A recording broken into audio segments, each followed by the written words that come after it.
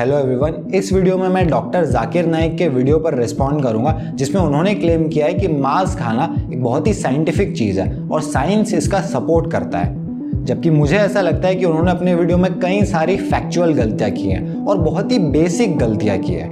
आइए देखते हैं। आज की साइंस ये कहती है कि वेजिटेबल्स में टोटल प्रोटीन नहीं है।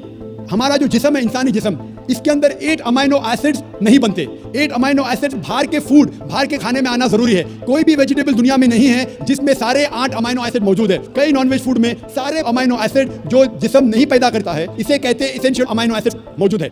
इसी की मैं बात कर रहा था। दुख की बात है कि इतने सारे लोगों के सामने जाकिर नाइक एकदम ही गलत बात बोल रहे हैं। उनका कहना है कि किसी भी पौधे में सारे एसेंशियल अमीनो एसिड्स नहीं होते, जबकि सच इसका ठीक उल्टा है। सारे पौधों में, हर एक पौधे में सारे एसेंशियल अमीनो एसिड्स होते हैं। ऐसा इसलिए क्योंकि दुनिया के सारे एसेंशियल अमीनो एसिड्स पौधे ही बनाते हैं। फिर उन पौधों को जानवर खाते हैं और फिर उन जानवरों को मार के इंसान खाते हैं। तो जब पौधे ही शुरुआत में अमीनो एसिड्स बना रहे हैं और अगर पौधों में ही वो अमीनो एसिड्स नहीं होंगे तो कैसे काम चलेगा? ऐसा नहीं होता। हर एक पौधे में, चाहे वो टमाटर हो, चाहे आलू हो, चाहे सोयाबीन हो, सभी में सारे एसेंशियल अमीनो एसिड्स होते हैं।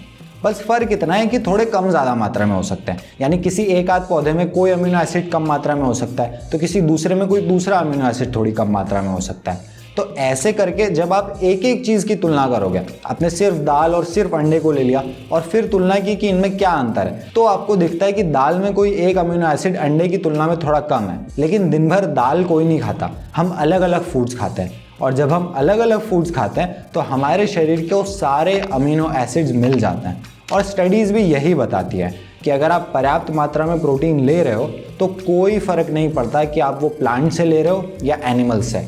बस अलग अलग फूड से वो प्रोटीन लेना होता है और उसमें भी कोई मैचिंग नहीं करना होती कि इसके साथ इसको मिला दिया तो ये कंप्लीट प्रोटीन बन जाएगा। ऐसा कुछ नहीं करना होता। बस एक वैरायटी से भरा हुआ खाना खाने पे अपने आप ही आपको सारे अमीनो एसिड्स मिल जाते हैं। किसी मैचिंग वगैरह की ज़रूरत नहीं पड़ती, कोई ऐसी खास मेहनत नहीं करना पड़ती। बस ज़्यादा से ज़्यादा अच्छे प्रोटीन रिच फूड्स आपको खाना होंगे। और प्रोटीन रिच फूड्स पौधों में बहुत सारे हैं। सोयाबीन, राजमा, चना, मूंगफली, ड्राई फ्रूट्स और भी कई सारे प्रोटीन रिच फूड्स आपकी स्क्रीन पर आ रहे हैं। आगे बढ़ते हैं। जब हम हर्बीवोरस एनिमल को देखते हैं, गाय, भेड़, बकरी, ये सिर्फ वेजिटेबल्स खाते हैं, सिर्फ घास फूस खाते हैं। जब इनकी दांत को हम देखते हैं, इनके दांत दे आर फ्लैट टीथ, इनके चपटे दांत हैं। ये सिर्फ भाजी खा सकते हैं, गोश्त खा ही नहीं सकते। जब हम मांसाहारी जानवर को देखते हैं, शेर बब्बर, चीता, हम देखते हैं इनके दांत को जब देखते हैं, इनके दांत नोकीले हैं, कैनाइन टीथ। ये सिर्फ गोश्त खा सकते हैं, भाजी पाला नहीं खा सकते। लेकिन जब हम इंसान के दांत, आप अगर जाएंगे मिरर में देखेंगे, आईने में अपने दांत, मैं देखूंगा अपने दांत, तो पता लगता है कि खुदा ने हमें चपटे दांत दिए, फ्लैट टीथ, उसके साथ साथ नोकीले दांत दिए, herbivorous teeth and carnivorous teeth. अगर ईश्वर चाहता था कि सिर्फ मैं भाजी पाला खाऊं तो ये नोकीले दांत क्यों दिए? गोश्त खाने के लिए। ओके, आपकी स्क्रीन पर कई सारी फोटोज आ रही है, उन्हें देखिए और सोचिए कि डॉक्टर जाकिर नाइक की थ्योरी के अनुसार इनमें से कौन सा जानवर मांस खाता होगा। सच यह है कि ये सभी जानवर हर्बीवोर्स हैं, यानी इनमें से कोई भी मांस नहीं खाता। जाकिर जी की भाषा में बोले तो ये सब भाजी पाला खाते हैं। जबकि इन सभी के कैनाइन टीथ इंसानों के कैनाइन टीथ से कहीं ज़्यादा बड़े हैं। इंसानों के पास तो केवल नाम के कैनाइन टीथ है। तो सिर्फ कैनाइन टीथ होने से ये साबित नहीं हो जाता कि इंसान को मांस खाना ही है। दूसरी बात, अगर कोई व्यक्ति कल को किसी दूसरे व्यक्ति को बहुत मारे और फिर जब उससे पूछा जाए कि भाई तूने इसे क्यों मारा, तो वो बोले कि भाई अल्लाह ने मुझे हाथ दिए हैं इसलिए मैंने मारा। अगर उन्होंने मुझे 5 उंगलियां नहीं दी होती और वो भी ऐसी उंगलियां जिनको मैं एक साथ करूं तो वो मुट्ठी बन जाती है और मैं उससे किसी को भी मार सकता हूं। अब अगर ऊपर वाला चाहता था कि मैं दूसरों को नहीं मारूं तो फिर मुझे ऐसा हाथ दिया ही क्यों? पर ये तर्क कोई स्वीकार नहीं करेगा कि भाई हाथ दिए हैं तो क्या इसका मतलब तू सबको मारेगा। पर ये चीज़ हम मांस खाने के बारे में स्वीकार कर रहे हैं कि भाई कैनाइन टीथ है, इसका मतलब मांस तो खाना ही है, तो फिर तो हाथ है तो फिर मुक्का भी मारना ही है किसी को। इन दोनों बातों का लॉजिक एक ही है। तीसरी बात, अगर आपको कैनाइन टीथ मिले हैं तो आपको दिमाग भी तो मिला है, जिसके सोचकर आप ये तय कर सकते हो कि आप ज़रूरी ना होने पर भी जानवरों को टॉर्चर करना चाहते हो या नहीं करना चाहते। बिना मांस खाए, बिना अंडे खाए, बिना कोई भी एनिमल प्रोडक्ट खाए व्यक्ति स्वस्थ रह सकता है। ये साइंस साबित कर चुकी है। तो आपके पास में जो दिमाग है उसका इस्तेमाल करके भी आप ये पता लगा सकते हो कि भाई अब मुझे जानवरों को टॉर्चर करना है या नहीं। जब ये पता चल गया कि ये चीज़ ज़रूरी नहीं है तो भी। वीडियो में आगे जाकिर नाइक एक और क्लेम करते हैं। और हम जब पूछते क्यों जानवर का गोश्त खाना हराम है, तो वो कहते हैं कि घास और भाजीपाला के अंदर जिंदगी नहीं है, जानवरों में जिंदगी है। जब आप कोई जिंदगी लेते हैं, किसी का कत्ल करते हराम है।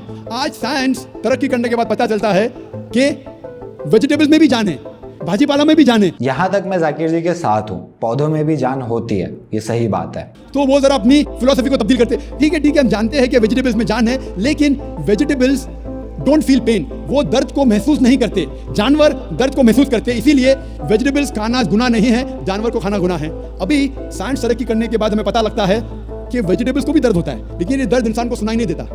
वेजिटेबल्स भी अफसोस करते हैं, वेजिटेबल्स भी रोते हैं, लेकिन हमें सुनाई नहीं देता। और यहाँ फिर से 2 और 2 5 वाली बात हो गई है। पौधों को दर्द नहीं होता, नहीं होता, नहीं होता।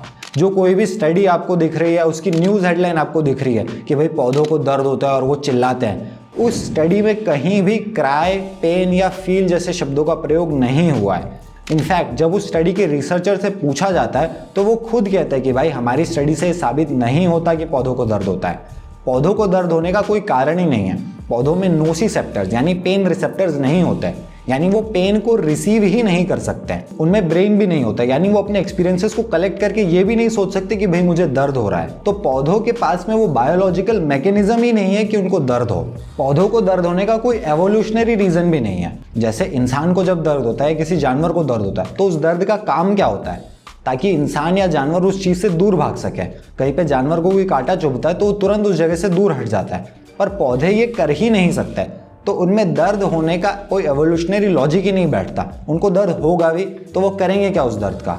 इसलिए पौधों को दर्द होने का कोई लॉजिक ही नहीं है। वो कहते हैं अच्छा ठीक है, मानते हैं कि वेजिटेबल्स में जान है, वेजिटेबल्स को दर्द महसूस होता है, लेकिन वेजिटेबल के पास तकरीबन 3 सेंसेस है, जानवर के पास 5 सेंसेस है। इसीलिए जानवरों की जान लेना बड़ा गुनाह है बनिस्बत वेजिटेबल्स की। जब हमने ये साबित कर दिया है कि पौधों को दर्द ही नहीं होता, तो प्लांट्स में कम सेंसेस होने वाली बात जमती ही नहीं है। मुख्य बात यह है कि पौधों को दर्द नहीं होता और इंसानों को और जानवरों को होता है। दूसरी बात, अगर मैं मान भी लूं कि पौधों को दर्द होता है, argument for sake of argument, मैं आपकी बात मानता हूं, तो भी हमें जानवरों के बजाय पौधों को ही खाना चाहिए। ऐसा क्यों? क्योंकि भाई जानवर कोई हवा और पानी खा करके तो बड़े होते नहीं हैं। वो क्या खाते हैं? वो भी तो पौधे ही खाते हैं। पहले हम जानवरों के लिए खेती करते हैं पौधों की, फिर वो खेती उनको खिलाते हैं और फिर उन जानवरों को जब वो बड़ा हो जाते हैं तो उनको मार के खाते हैं। रिसर्च इस बारे में बताती है कि 1 किलो मांस पाने के लिए कम से कम 3 किलो ऐसा खाना हमें उगाना पड़ता है जो इंसान भी खा सकते थे, और वो 3 किलो खाना हम पहले उस जानवर को खिलाते हैं और फिर वो जानवर जब बड़ा हो जाते हैं तो उसको मार के खाते हैं। ये खाना सीधे इंसान खा सकते थे। मैं उस खाने की तो बात ही नहीं कर रहा हूँ जो इंसान नहीं खा सकते। ये सीधे सीधे वो खाना है जो इंसान भी खा सकता था, उसकी जगह पर कुछ और उगाया जा सकता था, पर नहीं।